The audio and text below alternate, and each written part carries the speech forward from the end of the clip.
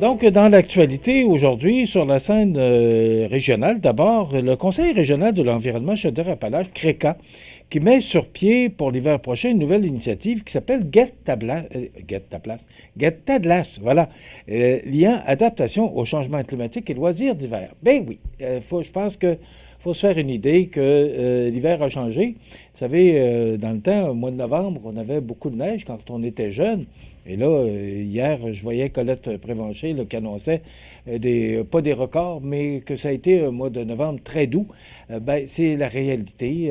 Mais avant ça, souvenez-vous, quand j'étais tout jeune, je me souvenais que le mois de novembre, là, il y avait de la neige, puis on pouvait déjà jouer dans la neige, mais ça a changé. Alors, et là, bon, on prévoit d'en avoir un petit peu, là, mais on est déjà le 3 décembre, puis qu'une couche mince de neige. Donc, il faut s'adapter au changement climatique. Et justement, pour ce faire, ben, c'est un soutien financier du gouvernement du Québec de 210 700 $. C'est un projet réalisé dans le cadre du programme Action Climat Québec, coordonné par le Fonds d'action québécois pour le développement durable découlant du plan pour une économie vers 2030. Ce que ça veut dire, c'est que c'est un programme de 3 ans qui outillera plus de 25 municipalités de la région de 5 000 habitants et moins. Donc, Montmagny ne peut pas faire partie, mais toutes les municipalités autour, je crois qu'elles ont toutes 5 000 et moins d'habitants. Donc, déjà, là, il y a 21 municipalités qui ont dit et qui ont levé la main pour faire partie de ce programme. Alors, c'est une belle initiative, bravo, une belle initiative du gouvernement là, pour contrer les changements climatiques.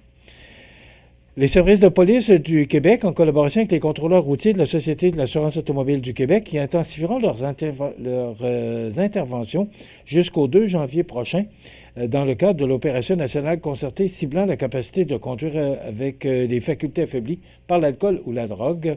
Donc, c'est à toutes les années, c'est rien de surprenant, cette initiative là, des policiers de Québec, du Québec et non de Québec.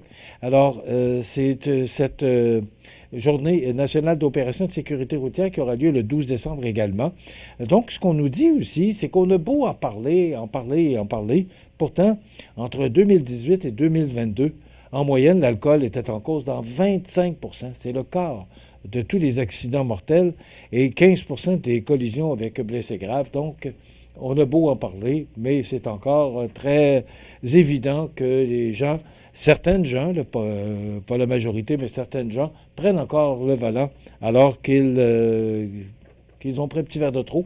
Alors, et vous savez que ben, c'est interdit et bon, il y a des causes si on se fait prendre et on fait tout ce qu'il faut. Et on avertit, les policiers avertissent qu'il va y avoir cette opération-là jusqu'au 2 janvier. Donc, on le sait. C'est à nous à faire attention. Puis de toute façon, on dit souvent, c'est cliché, mais comme on dit souvent, l'alcool et l'essence, ça ne va pas ensemble. La drogue aussi, bien sûr. Politique d'accueil et d'intégration durable pour Saint-Pascal. C'est le 28 novembre dernier que la ville de Saint-Pascal lançait sa toute première politique d'accueil et d'intégration durable de nouveaux arrivants devant les personnes nouvellement arrivées. Ça s'est passé au camp Richelieu. Et ben, justement, c'est que ce qu'on nous dit, c'est que ce serait une première dans la région. Alors, avec le double objectif de faciliter l'intégration des personnes nouvellement établies sur le territoire pascalien et de favoriser leur sentiment d'appartenance à la communauté, cette initiative novatrice dans le monde municipal fait son apparition pour la première fois dans la région. Ça, c'est du nouveau au niveau local et régional. Et sur la scène nationale, maintenant, c'est que on dit que Québec veut geler la hausse de la facture résidentielle à 3 %. On sait que M. Legault a dit que tant qu'il serait premier ministre, l'augmentation des tarifs d'électricité serait plafonnée à moins de 3 %. On revient là-dessus parce que vous savez que M. Fitzgibbon, l'été dernier, avait dit qu'il fallait augmenter substantiellement les factures d'électricité pour...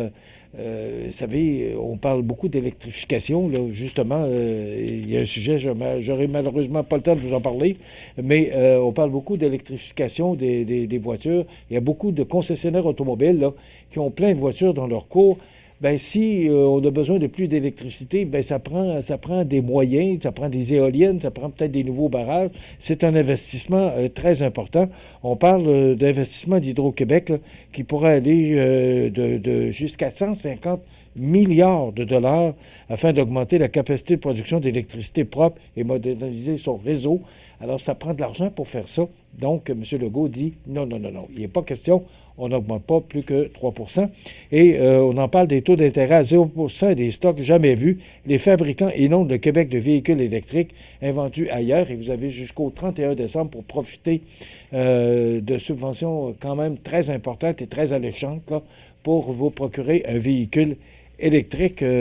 Donc, ça peut être très intéressant. Informez-vous si vous avez le goût de changer. Là, c'est peut-être le temps de le faire parce qu'il y a vraiment des taux d'intérêt intéressants et également des subventions là, du gouvernement qui peuvent être intéressantes. Et vous avez le choix parce que ce qu'on nous dit, c'est que les concessionnaires automobiles auraient beaucoup de choix dans leur cours. Ce soir, n'oubliez pas, c'est à la salle Promutuelle, c'est l'avis de convocation, c'est l'Assemblée générale extraordinaire de votre magasin Coop IGA de Montmagny. Donc, ça se passe ce soir à la salle Promutuelle, c'est à 19h et on sera là, c'est ma TV. Et aussi, demain, on va recevoir, il y aura la chronique culturelle. On va recevoir Mme Élise Guimont, agente de développement et de promotion de l'action bénévole. Et on va recevoir Mme Nathalie Chouinard, qui est mairesse de Saint-Omer. Donc, c'est le programme pour demain. Bonne journée.